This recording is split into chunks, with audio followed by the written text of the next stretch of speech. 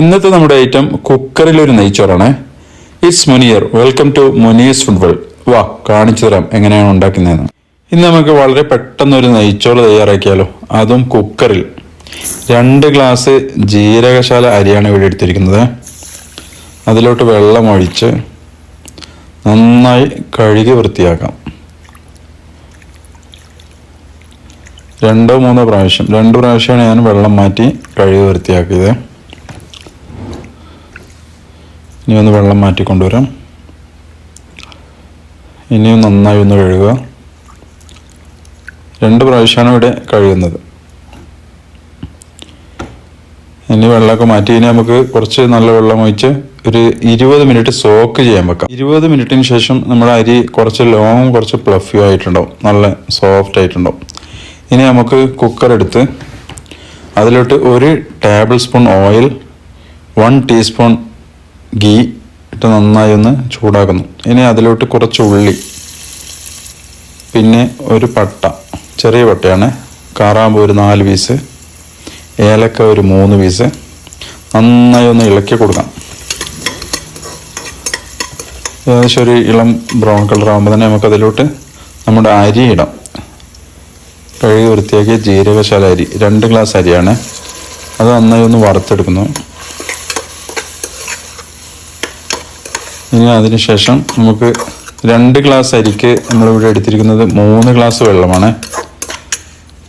ഏകദേശം ചൂടാക്കിയ ഒരു 3 ഗ്ലാസ് വെള്ളം നമ്മൾ അതിലോട്ട് ഒഴിക്കുന്നു.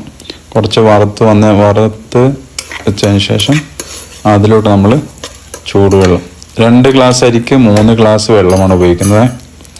നന്നായി ചൂടാക്കിയ വെള്ളം അതിലോട്ട് ഒഴിച്ചു കൊടുക്കുന്നു. ഇനി ആ സൈഡിലുള്ള അരിയൊക്കെ അതിലൊക്കെ ശരിയാക്കി കൊടുക്കുക. ഇതാ ഇതുപോലെ. ഇനി നമുക്ക് അതിലോട്ട് 1 ടേബിൾ സ്പൂൺ ഉപ്പ്, 2 ഗ്ലാസ് അരിക്ക് 1 ടേബിൾ സ്പൂൺ ഉപ്പാണ്. പിന്നെ ഒരു ഹാഫ് പീസ് നാരങ്ങ നന്നായി പിഴിഞ്ഞ് കൊടുക്കുന്നു. ഇനി നാരങ്ങ അതിലോട്ടിടാം, അപ്പം അധികം ചോറ് പറ്റിപ്പിടിക്കില്ല. ഇനി നമുക്ക് അടച്ചു വെക്കാം.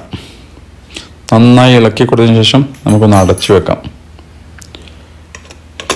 ഇനി നമുക്ക് കുക്ക് ചെയ്യാം. 2 വിസിലാണ് ഇവിടെ കുക്ക് ചെയ്യുന്നത്. 2 വിസിൽ നന്നായി വെന്ത് വരും. 1 വിസിലായി. ഇനി അടുത്തൊരു വിസിലും കൂടി, 2ാമത്തെ വിസിൽ വളരെ പെട്ടെന്നാവും. അങ്ങനെ നമ്മുടെ വിസിലേക്ക് അടിച്ചു കഴിഞ്ഞു. ഇനി അതിൻ്റെ സ്റ്റീമൊക്കെ പോയി കഴിഞ്ഞാൽ നമുക്ക് തുറക്കാം പതുക്കെ.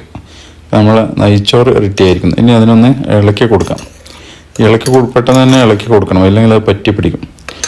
ഇളക്കിയാൽ നല്ല അടിപൊളിയായി വരും. നല്ല അടിപൊളി നെയ്ച്ചോറാണ്, നല്ല ടേസ്റ്റും നല്ല സ്മെല്ലും ഉണ്ട്. ഇനി നമുക്കൊരു പാത്രത്തിലോട്ട് മാറ്റാം. കുറച്ച് മല്ലിച്ചപ്പിട്ട് ഒരു പാത്രത്തിലോട്ട് മാറ്റുന്നു.